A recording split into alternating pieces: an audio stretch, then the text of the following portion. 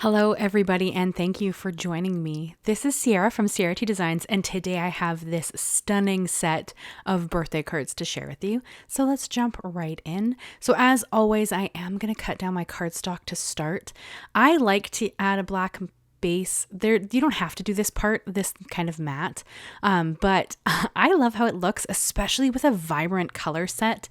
I find that it just really helps them pop even more. So for this card set, it was kind of a mandatory thing for me because that's just how I like to do. And I am making 6 cards, so you will see me cut down 6 pieces of cardstock here. I start it with the A2 size because that's a quarter of the sheet, and then I'm going to cut it down to be about 1/8 of an inch smaller than the A2 base, just because it gives me that thin border all the way around, and I really like that look. There's no right or wrong here. This is just kind of my preferred. I like a thin layer, but if you prefer a slightly thicker, you could do maybe a 1/4 inch for each. So I cut my black MAC down to be an 1/8 of an inch smaller, and then I cut my white HammerMill cardstock down to be about 1/4 of an inch smaller than the A2 base. So it's then 1/8 of an inch smaller than my black mat. Hopefully that makes sense. It just gives me a really thin border all the way around, and I love how pretty that looks, so that is what I do. If you're not subscribed to my channel, I would love if you'd consider it. If you enjoy my content, you enjoy paper crafting, I would love to have you back. I was looking at my analytics recently, and it's kind of a 50-50 split between people who watch my videos who are subscribed and people who watch that are not.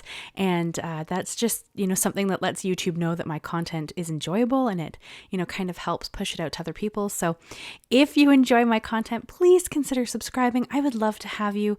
It would be phenomenal to hit 20,000 by the end of this year. I don't know if that's unrealistic, but that would be amazing. So please consider it. I would really appreciate it. So let's jump into the ink blending. Now, this is one of my favorite techniques. If you don't enjoy ink blending, you could absolutely create these same cards with sprays. You could do it with pattern papers. There's so many things you could do here to change up the look of what we're creating, but I love ink blending, so that is the direction I tend to go. So I'm going to do a rainbow color palette because, again, I love the bright, vibrant colors. They always make me smile. And so for this set of cards, I went with the pinks. It's Kitsch, Flamingo, and Picked Raspberry. And then for my orange, I started with carved pumpkin and spiced marmalade. But you're going to see here in a second when I bring in the sparse marmalade, it was too close to the color, and I didn't like that. So you're going to see here, I'm kind of staring at it, and there isn't enough color variation for me in this. So I actually switched to ripe persimmon instead of the spiced marmalade, just because it gave me a lot more variation in my color palette, and I kind of want it to look like there's a very light and a darker tone, and then in the middle they meet and they kind of create a bit of an ombre. So that's what I was going for, and spiced marmalade just did not give me that color variation that I was hoping for. So I switched it up here. And then for my yellows, I'm going to go into squeezed lemonade and mustard seed. For green, I'm going to do twisted citron and mowed lawn. Then for blue, we're doing broken china and Uncharted Mariner. And holy man, am I in love with Uncharted Mariner. If this is a color you guys haven't used before, it's stunning. I think it is probably of the newer colors that Tim Holtz brought out. Tim Holtz, he brought them out 2 years ago, I want to say. It's something like that. Anyway, he brought out some new colors, and of the new colors, I think that Uncharted Mariner and Villainous Potion are my favorites, which is kind of funny, but it's really grown on me. I'm quite in love with it. And then for my purples, I used Wilted Violet, started with Dusty Concord, did not like it, and switched to Villainous Potion. I was worried that Villainous Potion would be too dark of a purple, but in the end, it was a way better option than Dusty Concord, and you'll see that when we actually get to the purples. So a couple of tips for ink blending if you're interested. I have a tips video actually for ink blending specifically. If you want to check that out, I'll link it for you. But quick ones while we're ink blending here. I do find it a lot easier to start off of the cardstock and then blend into the cardstock. And I also find it easier to work on a slick surface. So in my case, I am using a glass mat. I just find because the glass is slippery, it helps my tool move more. Also, a domed blending tool I find is a lot simpler to use just because if you touch it on the paper, it doesn't create a harsh circle that you then have to try to blend out, which the flat foams kind of do. So if you're at all struggling with ink blending, but you want to get better at it, these are some of my tips that I find work a lot smoother for me personally. And I think also having grace and patience with yourself is another good thing. Learning new things can be really difficult. So, give yourself the grace that you would give anybody you love trying something new, and, just be patient. It comes with practice, as is everything. So if it's something that you are interested in, you will get better if you keep giving it a go. So I believe in you. You can do it. Anyway, here you're going to see the Dusty Concord. So I put Dusty Concord down and I was like, nope, it's way too of a red purple, and Wilted Violet is a blue purple. So it did not work for what I was going for here. So I'm going to switch it to Villainous Potion, which is this just beautiful deep purple, which I wasn't sure I wanted to use because it is such a dark purple, but it looked a lot better with Wilted Violet than the Dusty Concord. So that's what I ended up using. And you can see that I had no problem kind of going over top of the Dusty Concord. I find that the oxides, as a general rule, because they're so opaque, they don't really have an issue going over top of each other. So, I mean, if you're using a darker color, of course, I find that they just kind of go on nicely and there's no real problem there. And then I brought in this stamp set. I honestly forgot I had this stamp set. And then I was going through some stuff because I'm trying to use older products. You guys know, I strongly believe, if you've been with me for any length of time, that you use the stuff that you purchase. Like you go out of your way, you use stuff multiple times, and you give it some love because the products aren't inexpensive. So you use them. So I busted this out because I think I've only used this stamp set once in the time that I've had it. So this is the Exquisite stamp set. That I believe that's what it's called. And this floral is stunning. So this floral actually inspired this whole card set. I wanted bold, vibrant backgrounds and then pretty much just this stamp on top and then a sentiment. I knew that would be a whole card set on its own because this stamp is so pretty that it doesn't really need anything else, So I'm going to stamp it out on top of my oxides. Do be aware, I'm using Versafine here, that ink on top of ink takes a little longer to dry. Not a problem, but you can see how shiny it is because you can see the orange one, the light's hitting it. It takes longer to dry. So just be aware of that, because it has to go through multiple layers to actually seep into the paper because I already have ink on the paper.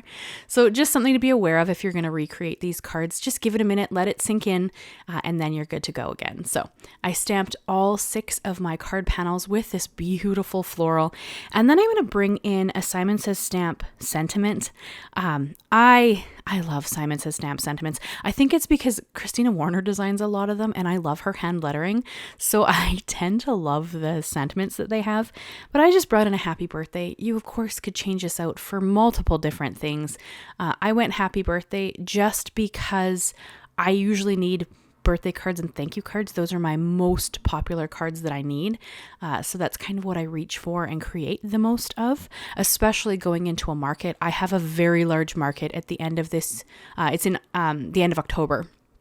It's a Christmas market here and like 15,000 people come through. So I'm trying really hard to fill out my stash as well as have stuff on hand that I can send and use myself. So I'm creating a lot of sets of cards for that purpose that I know that I can kind of have a lot of stuff on hand, a lot of stuff in the sale, and a lot of stuff I can use myself. So it's a lot of fun. And then, of course, you guys know, if you've been with me, Christmas in July is coming. Something to look forward to if you really enjoy Christmas cards. The whole month of July, I do Christmas projects, with the exception of my bullet journal. Of course, it won't be Christmas themed in July. But outside of that project and my watercolor, the whole month will be Christmas projects. So definitely something to look forward to if you enjoy Christmas making.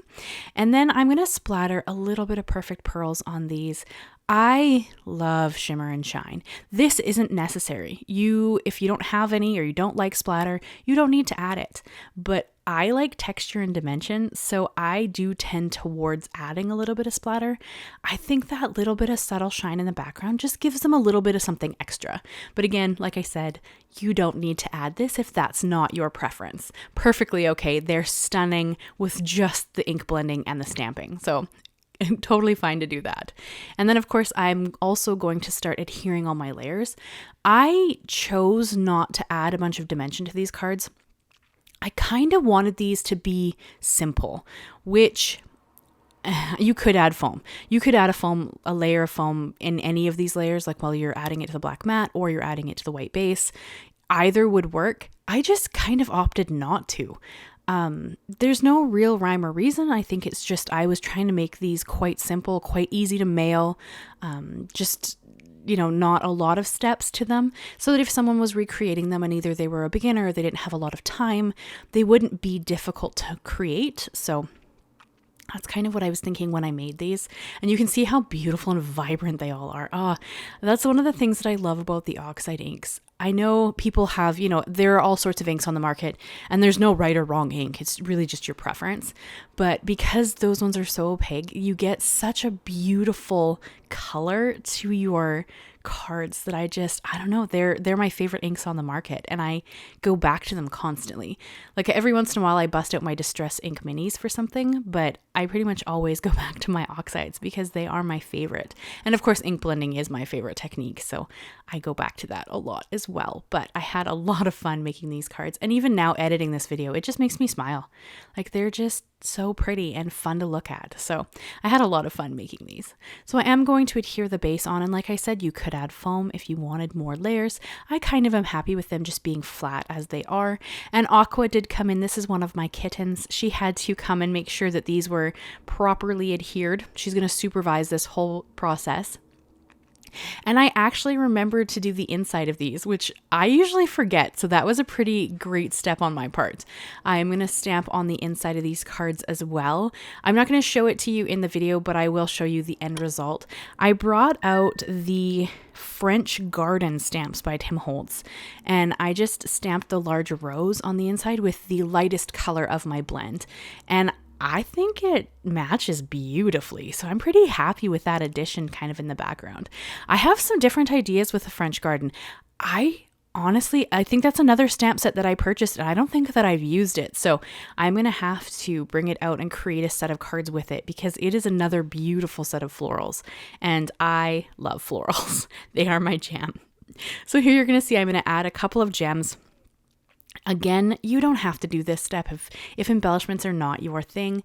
I happen to love embellishments. Again, we're going back to that sparkle and shine, and I just could not resist adding a couple of gems across the card panel.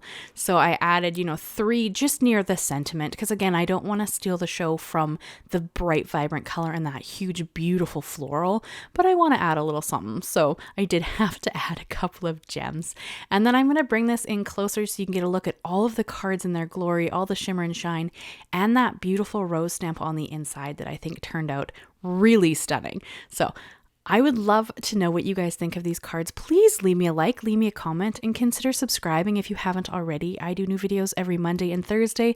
And like I said, all of July, with the exception of 2 videos, will be Christmas themed. So definitely something to look forward to if that interests you at all. And yeah, so that's what I have for you guys today. Oh, and a huge thank you to my members. I greatly appreciate you guys. You make all of this possible. So thank you so much for your support. And if anybody's interested, you can look down below. There is a link to check out the membership if that's something of interest to you.